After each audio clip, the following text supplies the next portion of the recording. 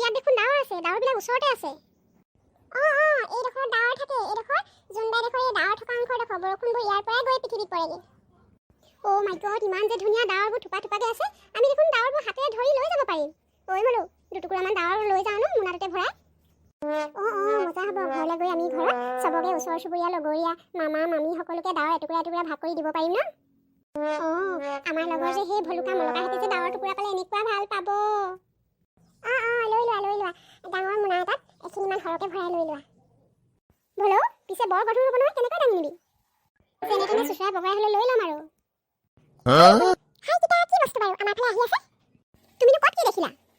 সেইফালে চোৱা আকৌ, তোমাৰ পাছফালে। হয় পাই। পেঙ্গুইন ভণ্টি, হাই দুটা কি প্ৰাণী বাৰু চোৱাচোন। সেইজনী পৰী, ইজনী পৰীৰ লগত থকা ৰখিয়া। তোমালোক কোন? আমাৰ জোনবাই দেখোন তোমালোক কিয় আহিছা? মেকুৰী বাইদেউ, আমি পৃথিৱীৰ পৰা আহিছোঁ, আমি মানুহ। তোমালোকে জোনবাই দেখোন কিয় আহিব লাগে? মেকুৰী বাইদেউ, আমি গংগা নদীখন বিচাৰি আহিছোঁ, গংগা নদীৰ পৰা অলপ গংগা জল নিবলৈ আহিছোঁ। ইয়াত কোনো গংগা নদী নাই, ইয়াত কোনো গংগা জলো নাই। তোমালোক মানুহ নামৰ প্ৰাণীটো আমাৰ স্বৰ্গৰাজ্যলৈ কিয় আহিব লাগে? তোমালোকে আমাৰ স্বৰ্গৰাজ্যখন লেতেৰা কৰিবলৈ আহিছা। মেকুৰী বাইদেউ, আমি লেতেৰা নকৰোঁ। কথা ক'বলৈ আহিছা? আমি ওপৰৰ পৰা তোমালোকৰ পৃথিৱীখন চাই থাকোঁ সদায়। তোমালোক যে মানুহ নামৰ প্ৰাণীটো ইমান লেতেৰা, য'তে ত'তে হাগি মুতি লেতেৰা কৰি থৈছা, গোটেই পৃথিৱীখন আৱৰ্জনাৰে ভৰাই পেলাইছা। মেকুৰী বাইদেউ, আমি লেতেৰা নাই কৰা, আমাৰ পৃথিৱীৰ বাকী মানুহবোৰহে লেতেৰা, আমি লেতেৰা নহয়, চফা। কথা ক'বলৈ আহিছা? আমাৰ গোটেই স্বৰ্গৰাজ্যখন দুৰ্গন্ধৰে উপচাই দিছা তোমালোকে পাতি পাতি। আমি নাই বনা বাইদেউ। তোমালোকে হাগি টিকা ধুলা জানো?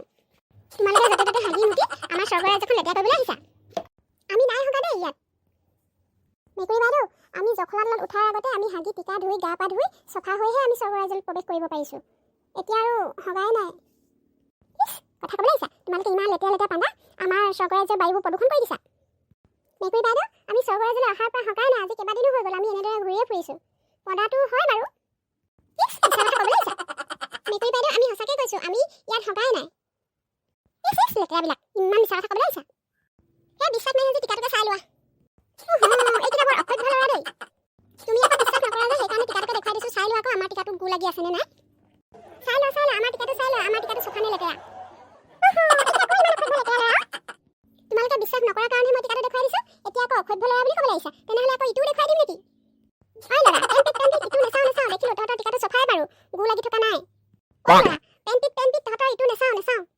তহঁত দুটা একেবাৰে অসভ্য ল'ৰা দেই, লাজ-শৰম একেবাৰে চিনিয়ে নাপাওঁ পায়। মেকুৰী বাইদেউ, এতিয়া দেখিলেনে আমাৰ টিকাটো চফা নে লেতেৰা? দেখিলোঁ। ল'ৰা দুটাই ইমান বাৰ কোৱা স্বত্বেও তোমাৰ আকৌ বিশ্বাসেই নহয়, সেইকাৰণে তোমালোকক দেখুৱাই দিলে। এতিয়া লাজ পালানে মেকুৰী ভণ্টি? কিহৰ লাজ আকৌ? মই পাব লাগে নে ইহঁতে পাব লাগে? তুমিহে লাজ পাব লাগে। বাৰু হ'ব দিয়া, মই লাজ পালোঁ বাৰু। এইবোৰ কথা বাদ দিয়াচোন, এতিয়া বেলেগ কথা পাতোঁ আহা। মেকুৰী বাইদেউ, তোমালোকে ক'ত থাকা বাৰু? আমি ইয়াতে থাকোঁ, এই ডাৱৰবিলাকৰ লগতে আমি এনেকৈ লুকা ভাকু খেলি আছিলোঁ। মই এই ৰাজকুমাৰীৰ লগত থাকোঁ, ৰাজকুমাৰী ৰখিয়া মই ইন্দ্ৰদেৱতাৰ জীয়েক হওঁ। হয় নেকি? বৰ ধুনীয়া ছোৱালী। আমি ডাৱৰবোৰৰ আঁৰত লুকা ভাকু খেলি আছিলোঁ, তোমালোকে আহি আমাক ডিষ্টাৰ্ব কৰি দিলা। হয় নেকি? তোমালোকৰ ডিষ্টাৰ্ব হৈছে বুলি মই গম নাপাওঁ নহয়। ঠিক আছে, আমি তেনেহ'লে ইয়াৰ পৰা গৈ থাকোঁ, তোমালোকে খেলি থাকা। আহা পেঙ্গুইন ভণ্টি আহা, আমি ব'লা ইয়াৰ পৰা যাওঁ। ৰ'বা, তোমালোকে মোক এৰি থৈ গৈছা। তোমালোক মানুহ, তোমালোকে সোনকালে খোজকাঢ়িব পাৰে, আমি আকৌ নোৱাৰোঁ নহয়, মই খোজকাঢ়িহে যাওঁ। আহা আমি ৰৈ দিছোঁ বাৰু, আহা সোনকালে। মেকুৰী, সেই ল'ৰাকেইটা বৰ ধুনীয়া ল'ৰা আছিলে দেই। মেকুৰী, তই সিহঁতৰ লগত কাজিয়া কৰি কামটো ভাল নকৰিলি নহয়। সিহঁত মানুহবোৰ লেতেৰা কাৰণে মই কৈ পালোঁ আকৌ তেনেকৈ। ব'লা ইয়াৰ পৰা সোনকালে ব'লা। জম ছাৰ, মোক কিহৰ ইমান শাস্তি দিছে বাৰু? জম ছাৰ, মোক শাস্তিটো যেনে তেনে অলপ কমাই দিব নোৱাৰিবনে? বহুত কষ্ট পাইছোঁ। পাপী মনুষ্য, তহঁতে শাস্তি পাবই লাগিব, আৰু শাস্তি আছে তোৰ। আমি ক'ত ওলালোহি আৰু?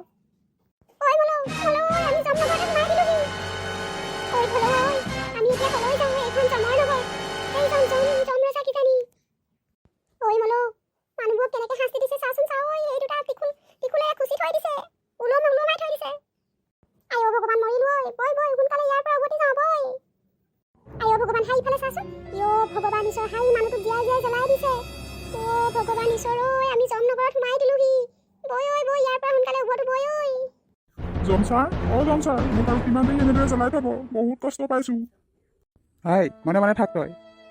তোক কষ্ট পাবলৈ জ্বলাইছোঁ, তই পাপ কৰিছিলি। তোৰ আজি পাপ খণ্ড হ'বৰ কাৰণে তোক 24 ঘণ্টা এনেদৰে জুইত জ্বলাই থ'ব লাগিব। জ্বলি থাক তই। ঐ মলৌ সেইজন জমদূত জম ছাৰ কথা পাতিছে শুনিছ জম ছাৰ ঐ আৰুনো মোক কিমান শাস্তি দিব বহুত কষ্ট পাইছোঁ হাই পাপীহঁত মনে মনে থাক তহঁতি মহাপাপ কৰি থৈছ সেইকাৰণে তহঁতক শাস্তি দিয়া হৈছে তহঁতৰ আত্মা শুদ্ধিকৰণ কৰিব লাগিব হাই পাপীহঁত তহঁতে জানা নাই তহঁতে মনুষ্যৰ জীৱনত এটা পাপ কৰিলে ইয়াত দুটা ভোগ কৰিবলগীয়া হয় হাইয়া পোৱালি দুটা আহিলে সেই পোৱালি দুটা ধৰি থ'ব লাগিব এতিয়া দূত গেট বন্ধ কৰ পোৱালি দুটা সোমাইছে আমাৰ নগৰত সেই দুটাকো শাস্তি দিব লাগিব ঐ ভলৌ গেটখন মাৰিলে এতিয়া আমি কলৈ ওলাই যাওঁ মৰিলো আজি দিহানে মৰিলো পোৱালি চাওঁ এইফালে ছাৰ আমাক মাতিছে নেকি বাৰু আৰু ইয়াত বেলেগ কিবা প্ৰাণী আছে নেকি তহঁত দুটাহে আছ এইপিনে তহঁতৰ পানিছমেণ্ট আছে ছাৰ আমাক আৰু কিমান দেৰি এনেদৰে ওলমাই থ'ব